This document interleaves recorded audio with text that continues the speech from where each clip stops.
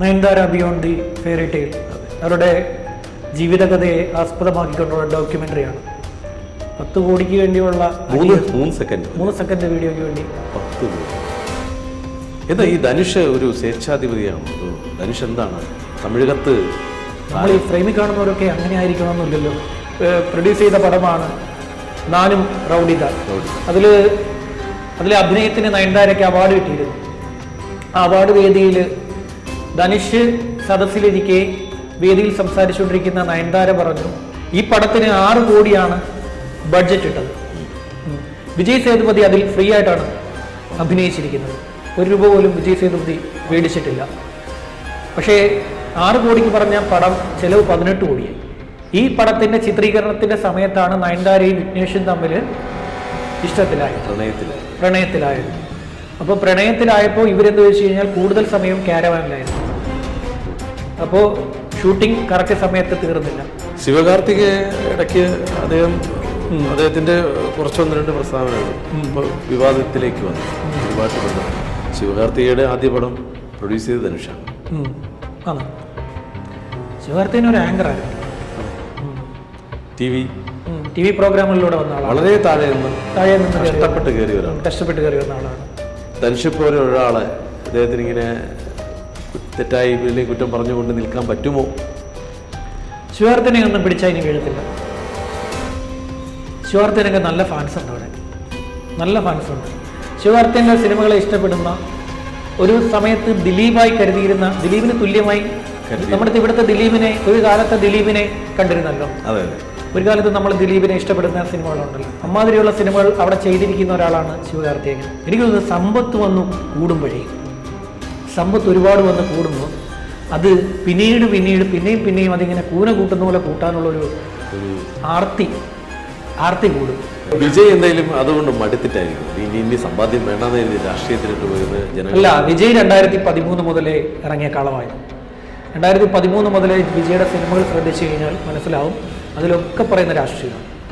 വളരെ പ്ലാൻഡ് ആയിട്ടാണ് വന്നിട്ട് ഇറങ്ങിയിരിക്കുന്നത്. വെറുതെ കമൽഹാസനെ പോലെ വെറുതെ വന്ന് ഇറങ്ങുക, ഞാനൊരു വലിയ താരമാണ്, ഉലക നായകനാണെന്നൊക്കെ പറഞ്ഞ് വന്ന് ഇറങ്ങിയതല്ല. അതുപോലെ കാറ്റ് ഊരി വിട്ടതുപോലെ പോവുകയും ചെയ്തു. 10 പടിയിൽ 5 കയറിയിട്ട് രജനികാന്ത് തിരിച്ചറിഞ്ഞു. ഞാനും റൗഡിദാനിലെ ഒരു ചെറിയ സീൻ, ഒരു പാട്ട് സീൻ, ആ പാട്ട് സീൻ നയൻതാരയ്ക്ക് ഇത്രയും വാശി വരാൻ കാര്യം എന്ന് വെച്ച് കഴിഞ്ഞാൽ ആ പാട്ട് സീന് പൈസ ചെലവാക്കിയത് നയൻതാരയാണ്. ആ സീനിന് വേണ്ടി ആ പാട്ടിനെടുത്തിരിക്കുന്നത് ധനുഷ് പടം കളഞ്ഞിട്ട് പോയതാണ്. എന്താ നീ എന്തോന്ന് വെച്ചാൽ ചെയ്യാൻ പറഞ്ഞിട്ട് കളഞ്ഞിട്ട് പോയി. വിഘ്നേശ്വരനോട് പറഞ്ഞു നീ എന്തോന്ന് വെച്ചാൽ ചെയ്യാന്ന് പറഞ്ഞിട്ട് കളഞ്ഞിട്ട് പോയി. പടം ബ്ലോക്ക് ബസ്റ്റർ ആയിരുന്നു. പക്ഷേ പടം സാറ്റലൈറ്റിന് വിറ്റപ്പോൾ തോന്നിയ പോലെ ധനുഷ് വിറ്റിട്ട് പാട്ടിന് പോയി. അതൊക്കെയാണ് നയൻതാരയെ ചൂടിപ്പിച്ചത്. അതായത് ഒരു നടന്നു പോകുമ്പോൾ ഒരു വേസ്റ്റ് സാധനം കയ്യിരിക്കുന്നത് നമ്മൾ വേസ്റ്റ് ബില്ലിലോട്ട് ഇടത്തില്ലേ, അതിനകത്തോട് നോക്കുപോലും ഇല്ലാതെ അങ്ങനെ ഇട്ടിട്ട് പോകാൻ പറ്റും. ഈ പറയുന്ന ഡോക്യുമെന്ററിയിൽ ആദ്യം ഉപയോഗിക്കാൻ നോക്കിയപ്പോൾ ധനുഷ് സമ്മതിച്ചില്ല. അപ്പം നയൻതാരയുടെ ഫോണിൽ ഇതുണ്ടായിരുന്നു. അതെടുത്തവർ ഈ ഡോക്യുമെന്ററിയിൽ ഉപയോഗിച്ചപ്പോൾ ഈ ഡോക്യുമെന്ററിക്കെതിരെ ധനുഷ് നോട്ടീസ് അയച്ചു. ഈ 10 കോടിയുടെ കണക്കെന്താന്ന് മനസ്സിലായി. 10 കോടിയാണ് ധനുഷിന് നഷ്ടം ഈ പടത്തിൽ. ഞാനും റൗഡി തന്നെ, അതായത് ഇവർ പ്രേമിച്ചപ്പോൾ ധനുഷിന് നഷ്ടം 10 കോടിയാണ്. ആ 10 കോടി 10 കൊല്ലത്തിന് ശേഷം ധനുഷ് തരാൻ പറഞ്ഞു. ശ്യാമേ നമസ്കാരം. നമ്മളെ കേരളത്തിൽ മാത്രമല്ല വിവാദം. കേരളത്തിൽ ഹേമ കമ്മിറ്റി വന്നു, ഇൻഡസ്ട്രി ഒന്ന് കുലുങ്ങി മറിഞ്ഞ് കിടക്കുന്ന സമയത്താണ് തമിഴകത്ത് മറ്റൊരു വിവാദം, ധനുഷും നയൻസും തമ്മിലുള്ള ഒരു പോര്. Nayanthara beyond the fairy tale അവരുടെ ജീവിതകഥയെ ആസ്പദമാക്കിക്കൊണ്ടുള്ള ഡോക്യുമെന്ററിയാണ്. അതാണ് ഇത്ര വലിയ വിവാദമായത്, തിരികൊളുത്തിയിരിക്കുന്നത്.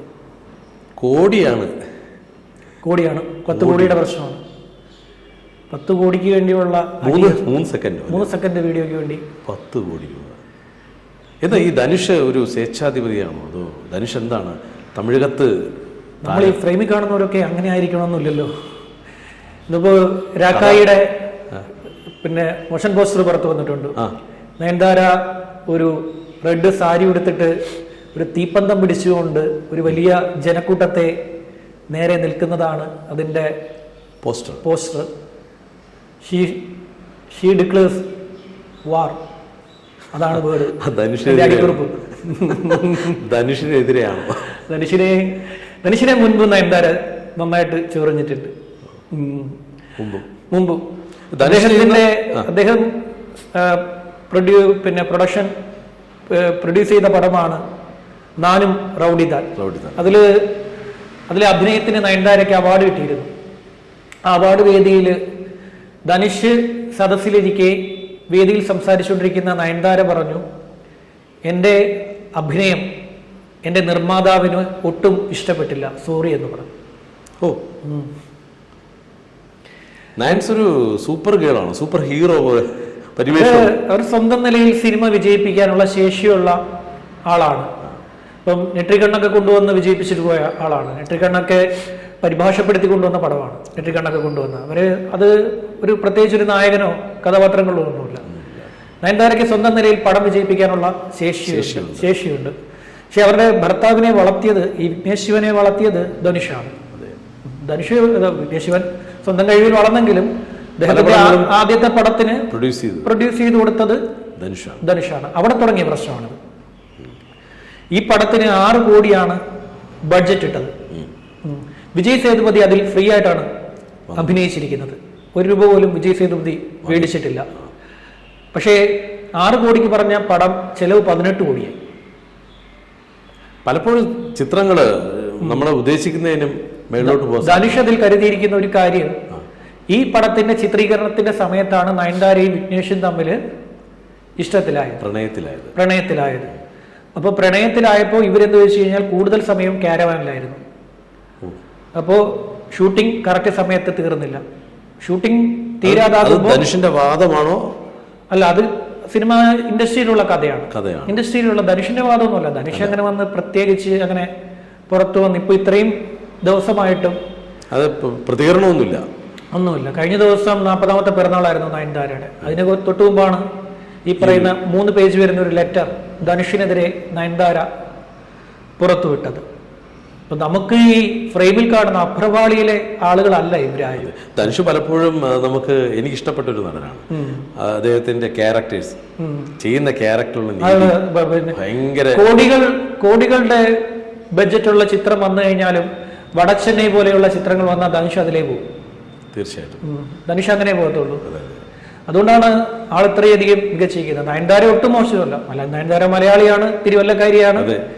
അങ്ങനെ ഒരുപാട് പ്രത്യേകത നയൻതാരയ്ക്കുണ്ട്. നയൻതാര ഇവിടെ നമ്മുടെ ചെറിയൊരു ചിത്രത്തിൽ വന്ന് വളർന്ന് ഇന്നിപ്പോ തമിഴ് ഇൻഡസ്ട്രി മൊത്തം, തമിഴ് സൗത്ത് ഇന്ത്യ മൊത്തം, അതെ സൗത്ത് ഇന്ത്യ മൊത്തം ഭരിച്ചുകൊണ്ടിരിക്കുകയാണ്. അതെ, ഇപ്പൊ നോർത്തിലോട്ടും പോയി. അതെ നോർത്തിലും പോയിട്ടുണ്ട്. ഹിന്ദിയിലെ ഇൻഡസ്ട്രി മൊത്തം ഭരിച്ചുകൊണ്ടിരിക്കുന്ന, ഇൻഡസ്ട്രിയിലെ ലേഡി സൂപ്പർ സ്റ്റാർ എന്ന് പറയുന്ന ശരിക്കും ഇപ്പോൾ നിലനിൽക്കുന്ന ഒരേ ഒരു ലേഡി സൂപ്പർ സ്റ്റാർ ആണ് നയൻതാര ഇൻഡസ്ട്രിയിൽ. വേറെ പലരെയും ലേഡി സൂപ്പർ സ്റ്റാർ എന്ന് പറയുന്നുണ്ടെങ്കിലും പ്രത്യേകിച്ച് കാര്യമൊന്നുമില്ല. ഒരു കാര്യമില്ല. ഞാനതാണ് ഹേമ കമ്മിറ്റി പല സമയത്തും പലരും സൂപ്പർ സ്റ്റാറുകൾ ഇവിടെ വന്നിട്ട് അവര് കൂടെ നിന്ന് മാറിയ കഥകളും ഒളിച്ചു മുങ്ങിക്കളഞ്ഞു. മറ്റേ സിനിമയ്ക്ക് മണിച്ചിത്രത്താഴിനകത്ത് ഗണേശനും ഇന്നസെന്റും കൂടെ പോയിട്ടെ ഇതിന്റെ താക്കോലെടുക്കാൻ ചെല്ലുമ്പോ മാടമ്പള്ളിയുടെ താക്കോലെടുക്കാൻ ചെന്നിട്ട് ഇന്നസെന്റ് തിരിഞ്ഞു നോക്കുമ്പോ ഗണേശന്റെ പൊടി പോലും അതുപോലെ കുറച്ച് കഴിയുമ്പോ മറ്റൊരു സ്ക്രീനിൽ കാണുന്നു. ഇഷ്ടംപോലെ പടവുമായി. പിന്നെ ഇഷ്ടംപോലെ പടവുമായി. നയൻതാര അങ്ങനെയല്ല. നയൻതാര നന്നായിട്ട് ഹാർഡ് വർക്ക് ചെയ്യും. പിന്നെ സ്ക്രീൻ പ്ലേ ഇരുന്ന് കേൾക്കും.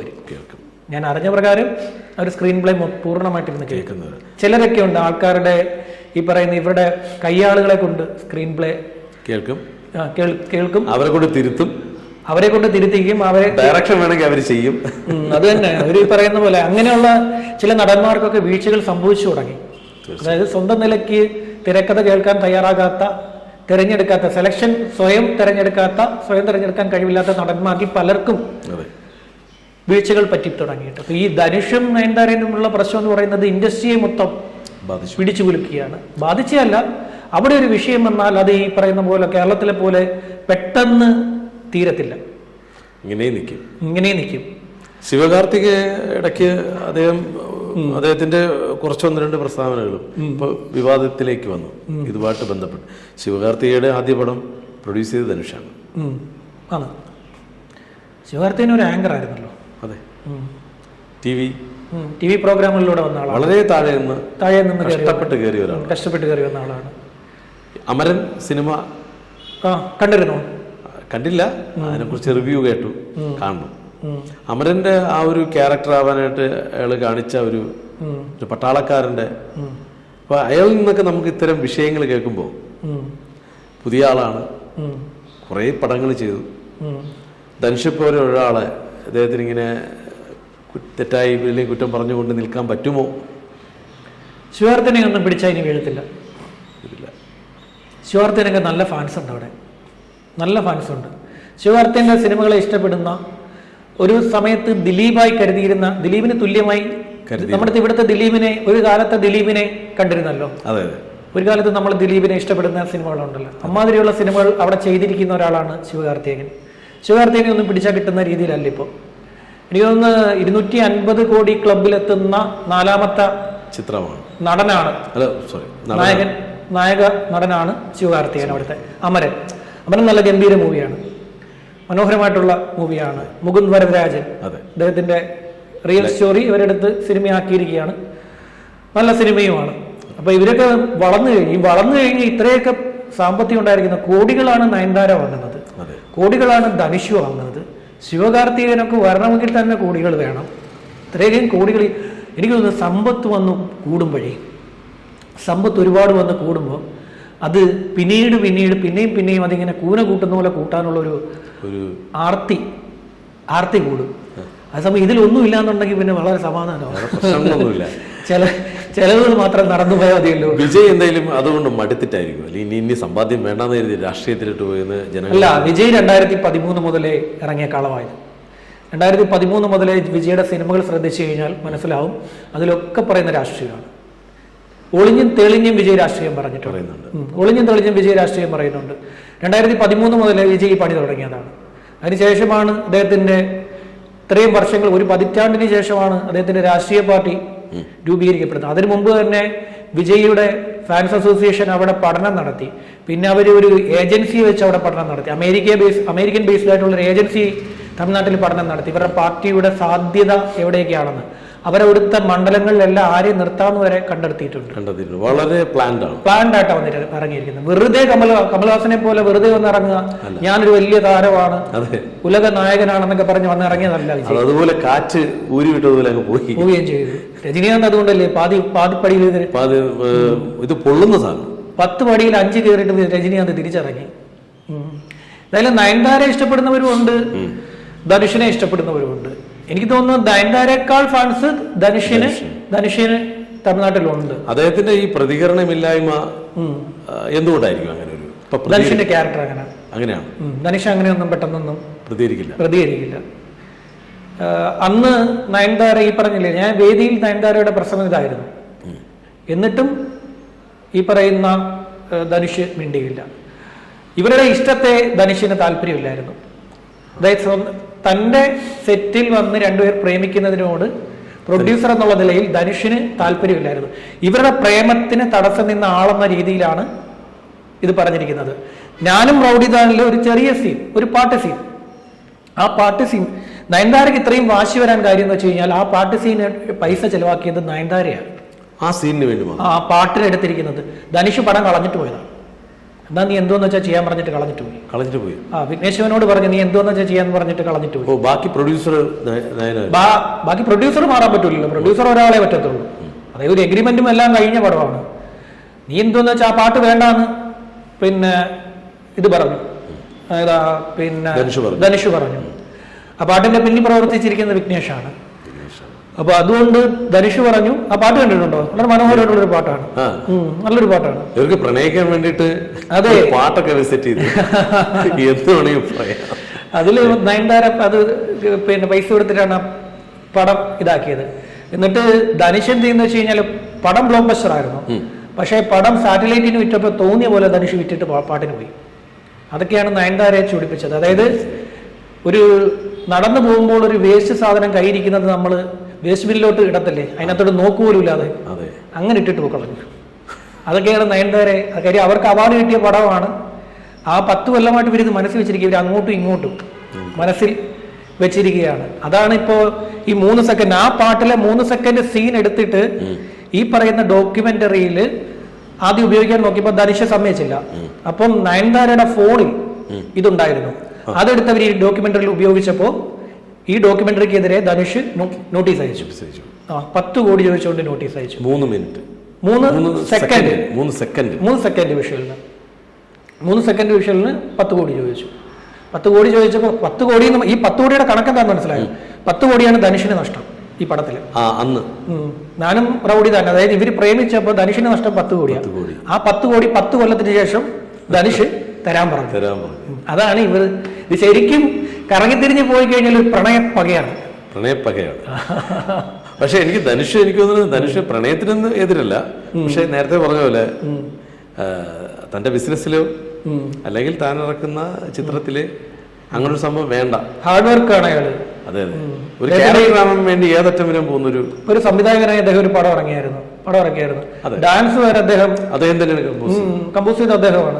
പടവും സൂപ്പർ ഹിറ്റ് ആയിരുന്നു. മറ്റൊരു തലത്തിൽ കൊണ്ട് ഇന്ന് പറയാത്ത ഒരു സ്റ്റോറി ആയിരുന്നു. നമ്മള് പ്രഡിക്റ്റ് ചെയ്യും ചില സിനിമകൾ കാണുമ്പോൾ. അത് എഴുതിയതും അദ്ദേഹമാണ്, ഡയറക്ട് ചെയ്തതും അദ്ദേഹമാണ്. വളരെ നന്നായിട്ട് ഓടിയ നമ്മുടെ മലയാളത്തിന്റെ സ്വന്തം അപർണയാണ് നന്നായിട്ട് ചെയ്തിട്ടുണ്ട്. അപ്പൊ അത്തരം ആൾക്കാരെ ഉയർത്തിക്കൊണ്ടുവരാനും പുതിയ ആൾക്കാർക്ക് അവസരം ഒരുക്കി കൊടുക്കാനും ധനുഷ് ശ്രമിക്കുന്നുണ്ട്. ഏതായാലും ഇതൊരു ഈഗോ ക്ലാഷ് ആണ്. ആ ഈഗോ ക്ലാഷ് ഇനി കാലങ്ങളോളം തുടരും. ഇനി പ്രത്യേകിച്ച് തമിഴ് ആയതുകൊണ്ട് അങ്ങനെ നിൽക്കും. അതെ അങ്ങനെ പല ഗോസിപ്പുകളും വരാൻ സാധ്യതയുണ്ട് ഇനി, അല്ലേ? ശരി, അതങ്ങനെ പോട്ടെ.